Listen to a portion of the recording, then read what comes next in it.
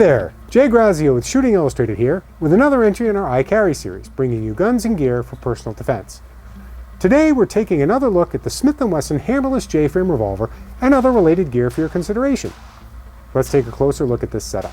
Proposing a 5-shot, slow-to-reload revolver as a concealed carry piece in today's age of the polymer frame 9mm subcompact is a tough sell. Why, naysayers exclaim, would anyone limit themselves to a low-capacity, hard-to-recharge option when a small 9mm is easier to conceal, has equal or greater onboard ammo capacity, and can be refilled far quicker? Well, we're glad you asked. There are a few considerations to make the small revolver a lot more appealing.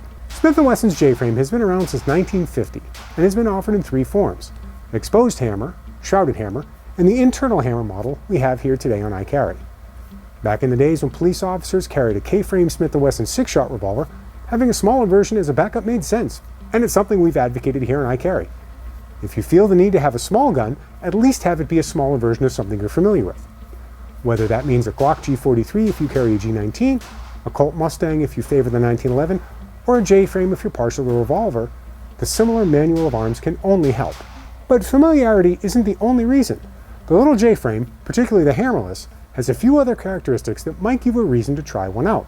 The inherent reliability of a Smith & Wesson revolver definitely plays to its strengths. The company's been making revolvers for an exceedingly long time and does it well, which translates into the gun going bang every time you want it to.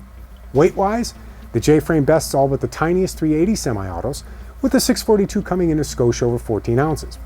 For comparison, the Ruger LCP2 comes in 4 ounces lighter. Second strike capability? Just pull the trigger again. Simplicity and reliability are hallmarks of a concealed carry firearm, and the Smith & Wesson J-frame meets both requirements. Let's face it, one of the big attractions to a small gun like the J-frame is the ease with which you can grab one and go. Darkstar Gear's Apollo appendix carry holster adds to this portability, offering an easy-on, easy-off clip firmly anchored to the form-fitted Kydex shell. 2 additional attachment methods are available: a Raven Concealment Systems overhook strut and a pull-the-dot soft loop. And the Apollo has attachment points on both sides for true ambidextrous operation. There's even a number of finishes available, should you prefer your holsters to have a little flair. Another big draw for the J-frame revolver is the ease with which you can change grips. In this case, we've opted for a set of VZ Grips VZ320 G10 grips of the 642, which offers a boot cut for greater concealability and a hint of texture that provides greater purchase over smooth wood grips, but without the grabbiness of soft rubber variants. Should a full hand grip be desired, there are myriad options that offer not only a pinky rest, but also a slight swell in the palm to fill your hand. Swapping grips out requires the turn of a screw, and excellent options abound for not a lot of money. Of course, laser grips like those offered by Crimson Trace are another option as well. Who doesn't like a solid, reliable knife that doesn't break the bank and matches your gear to boot?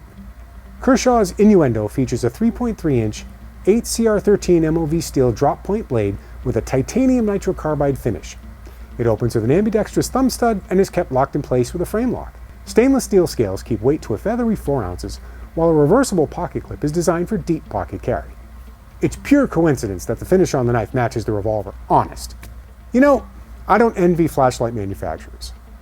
If the light has a lot of features, people complain it's too much. They just want something simple. If it is real simple, just on and off, it's a guarantee someone will whine that it doesn't do insert function here.